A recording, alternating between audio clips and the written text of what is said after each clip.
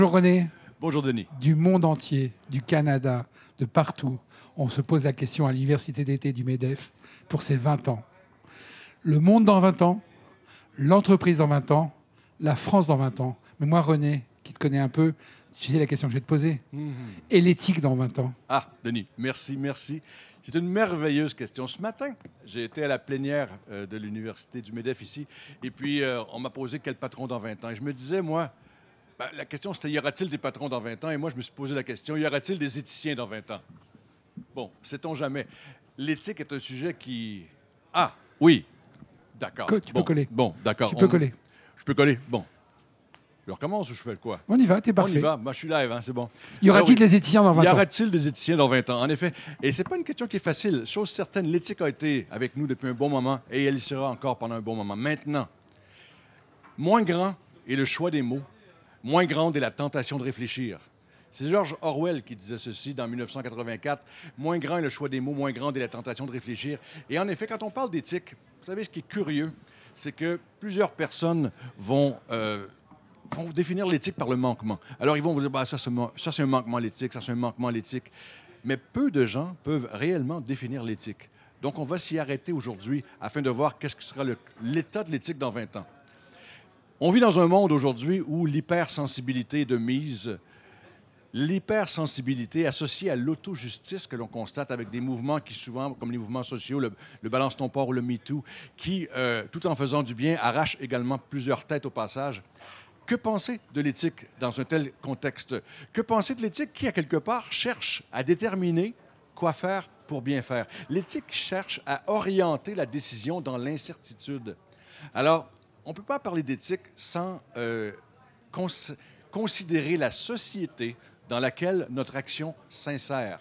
Alors, l'éthique, ce n'est pas une donne une fois pour toutes, ce n'est pas une réponse à tout, ce n'est pas un code, il faut faire la distinction, mais l'éthique est plutôt une discipline réflexive qui cherche à rapprocher nos valeurs profondes avec nos actes. Donc, il y a un travail qui est à faire. Maintenant, l'éthique, quand on en parle, c'est pour dire qu'on en manque, mais si on veut aller plus loin, quand on parle d'éthique, on me parle beaucoup de structure. On me parle de code, on me parle de politique, on parle de commissaire. Pourtant, l'éthique est avant tout une question de culture. Question de culture avant que d'être une question de structure. Maintenant, curieusement, quand un problème survient, tout ce qu'on fait, c'est qu'on enrichit la structure. L'exemple de Volkswagen était très intéressant en 2015. Bon, tout le monde connaît la triche de Volkswagen, mais à quelque part, on s'est dit, bon, on va mettre une norme de plus. Une norme de plus. Il y en avait déjà, ils avaient signé tout ce qu'ils pouvaient signer. Ils étaient ISO, ils étaient environnement friendly, si on peut dire.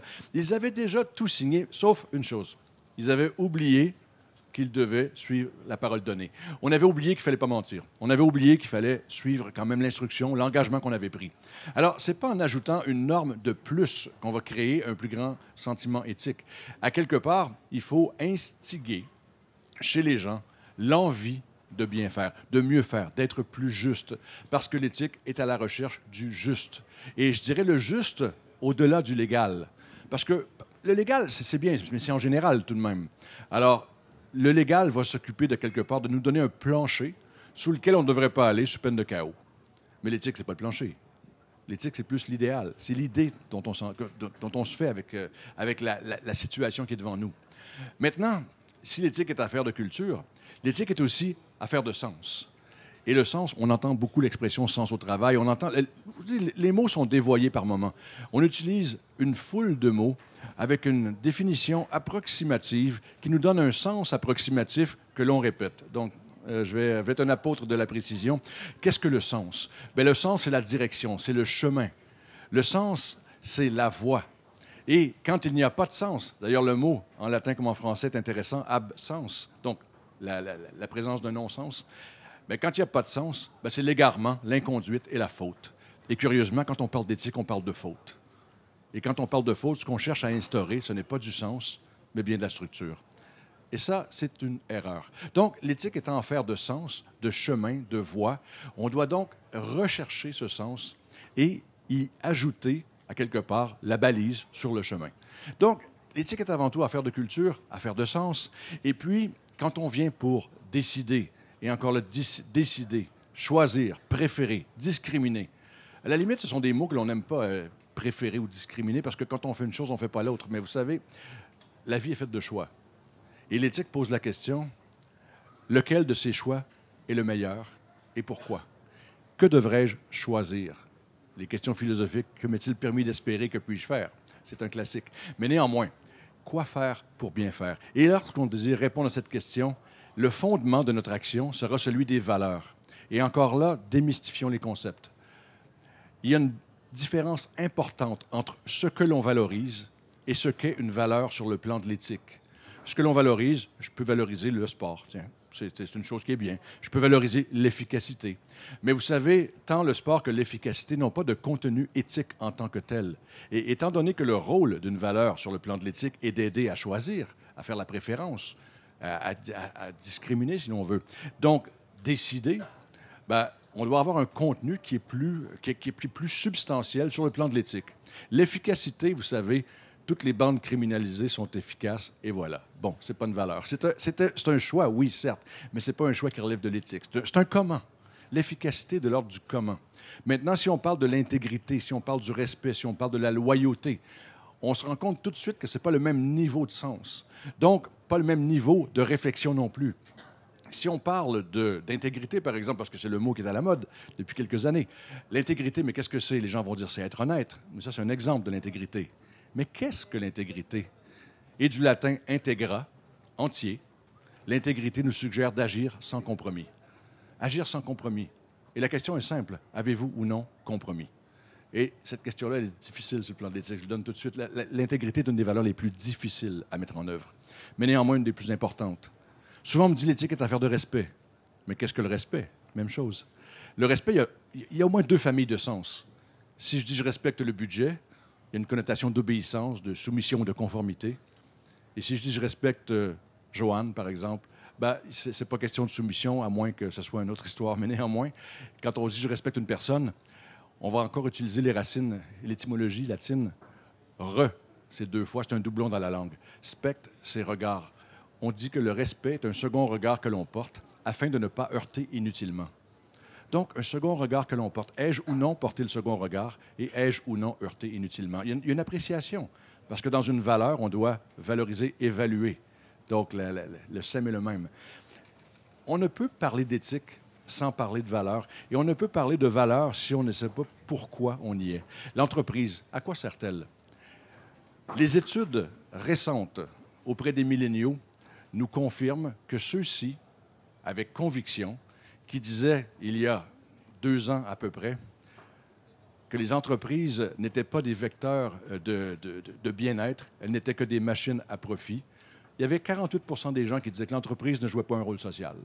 Cette année, c'est 65 % des gens, des jeunes milléniaux, qui disent que l'entreprise ne joue pas son rôle social et que d'ailleurs, la seule façon d'évaluer sa performance ne peut être que financière parce que c'est incomplet. Donc, il y a un ajout, il y a une demande de sens de la part des milléniaux, et ce sont ces mêmes milléniaux qui seront les patrons dans 20 ans. Donc, on doit déjà entrevoir un peu à mieux répondre aux questions pourquoi, et peut-être à laisser de côté les questions comment. Le comment intéresse peu les milléniaux, le pourquoi les intéresse beaucoup. L'éthique répond au pourquoi. Que convient-il de faire dès lors que je veux bien faire? Et c'est une quête philosophique, certainement, mais qui est éminemment pertinente. Quand un entrepreneur prend une décision, vous savez, le cheminement habituel est à peu près celui-ci. Il va se poser la question, le truc que je m'appelle à faire, est-ce que c'est légal? La décision que je m'apprête à prendre, est-ce que c'est légal? Et la personne, disons, pour faire un exemple, oui, c'est légal.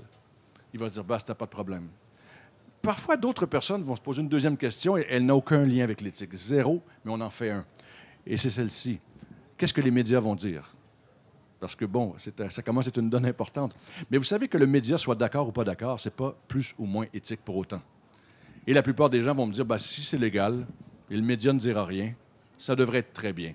Et c'est là que le bas blesse, parce qu'habituellement, on ne se pose pas la troisième question, qui est celle-ci.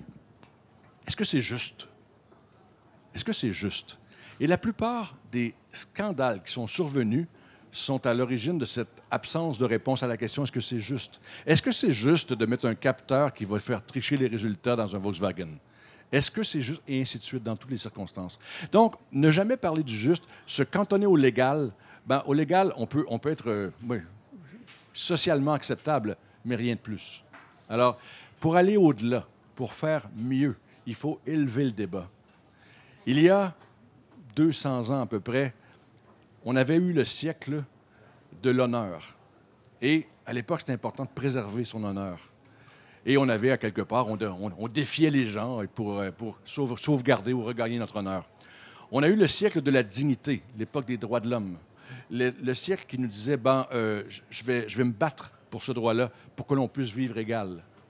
Mais on est rendu dans le siècle de l'offense. Et l'offense pour laquelle on demande une vengeance, ce qui est tout à fait incompatible avec l'éthique. Mais le siècle de l'offense, donc de l'hypersensibilité, de l'auto-justice qui s'ensuit, et puis ça fait quoi? Ça fait quoi, ces trucs-là? Derrière le MeToo, il y a des bonnes choses. Derrière le trop de MeToo, il n'y en a pas. Donc, il y a une balance à aller chercher. Et la balance, en matière d'éthique et de valeur, elle est la même. Je vais, pour une fois, citer un philosophe. Je vous dirais, c'est pas une habitude. C'est pas vrai, c'est une habitude. Mais néanmoins, Aristote disait ceci. L'excès comme le manque sont deux défauts d'égale valeur.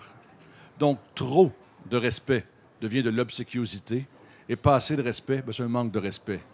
Trop de loyauté devient de la collusion et pas assez, c'est de déloyauté. Trop de MeToo, ça arrache trop de tête. Et pas assez, ça manquait.